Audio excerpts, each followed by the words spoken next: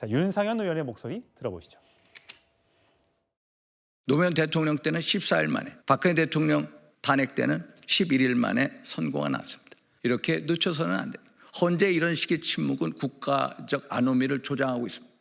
민노총은 총파업을 하겠다고 하고 전농은 트랙터를 트럭에 싣고서 남태령 고개를 넘겠다고 합니다. 또 민당은 이런 식의 정치 테러 행위를 계속 지향하겠다고 합니다. 이걸 멈춰야 됩니다. 그 길은 빨리 대통령 탄핵 심판 선고를 다음 주라도 빨리 해야만 한다는 것입니다. 예, 김동원 대변인. 네. 과거의 국민의힘은 신중해야 된다. 시간이 걸려도 6개월이라는 대통령 탄핵 6개월 안에만 하면 되는 것 아니냐라고 굉장히 신중한 입장이었는데 지금은 내용이 좀 달라진 것 같습니다. 네, 기본적으로 이 헌재의 최종 선고는 빠름보다 정확성, 절차의 정확성을 지켜야 된다는 것은 변함이 없습니다. 이전에 2주 전까지만 해도 뭐 초시계로 지거나 또 이 대통령의 3분 발언을 요청을 한 거를 됐습니다라고 할 때 도대체 최종 그 방어권도 저렇게 안 지켜지는 절차적인 정당성 이게 매우 문제가 됐다라고 해서 빠르게 선고하는 것만이 능사는 아니다라는 얘기는 분명히 저희들이 뭐 여러 차례 강조를 했습니다만은 글쎄요 지금하고 상황이 조금 크게 바뀐 거는 없습니다만은 18일 날 2명의 재판관들이 퇴임하는 그 전에는 선고가 이루어져야 한다는 것은 국민들께서도 공감하는 부분이기 때문에 저희들이 무작정 절차의 정당성만 강조하고 뒤늦게 지연을 시킬 필요도 없고 그런 것을 강조할 필요도 없습니다. 그러니까 이제 어느 정도 평의가 완성이 됐다고 하니 바로 평결로 이루어서 이 국민들의 어떤 이 지침, 벌써 한 달 이상 이 거리에서 매주마다 수십만 명의 어떤 그 국민들이 지금 피로감을 느끼는 상황을 종합적으로 고려를 해서 이제 평의가 어느 정도 완성이 됐다고 하니 그러면은 선고를 해도 되지 않겠느냐라는 인식을 갖고 있습니다. 무작정 빨리 하라 뭐 이런 그런 것보다도 지금과 2주 전 상황이 크게 바뀐 건 아닙니다만은 이제 평의가 마무리됐다고 하니 평결로 이루어 주십시오라고 생각을 하시면 되겠습니다. 어쨌든 저희가 취재를 해보니까 국민의힘 일부 당 지도부 관계자는 기각 3.5, 인용 4.5로 본다? 뭐 개인 생각이겠죠. 당의 핵심 관계자도 4대 4까지도 갈 수도 있다. 과거에 방송위원장 탄핵이 기각이 됐을 때 당시에 이 숫자도 나올 수 있다라고 생각하는 분도 계시더군요. 김직전 대변인.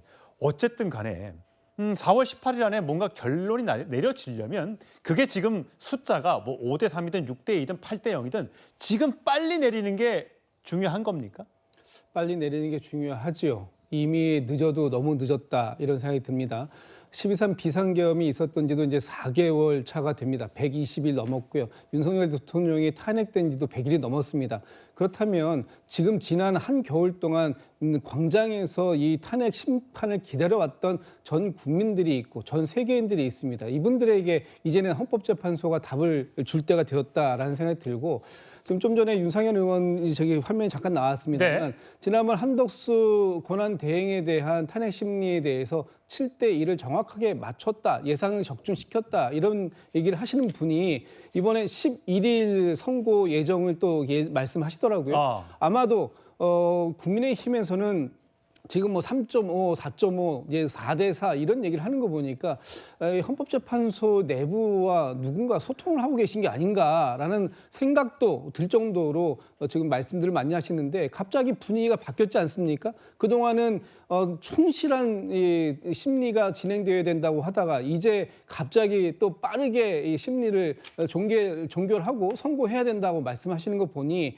뭔가 자신감이 얻어지신 게 아닌가라는 생각이 드는데 어떠한 여유가 됐더라도 국민들은 지금 이제 헌법재판소의 최종적인 종국 결정 기다리고 있고 너무 늦지 않은 시간 내에 이번 주 안에 좀 발표를 하셨으면 좋겠다 이런 생각 해봅니다.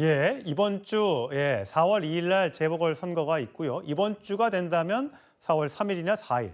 다음 주로 넘어가게 된다면 4월 11일, 4월 10일 뭐 이런 정도가 되지 않을까 예측은 하고 있습니다만 어느 것 하나 확실한 건 없습니다.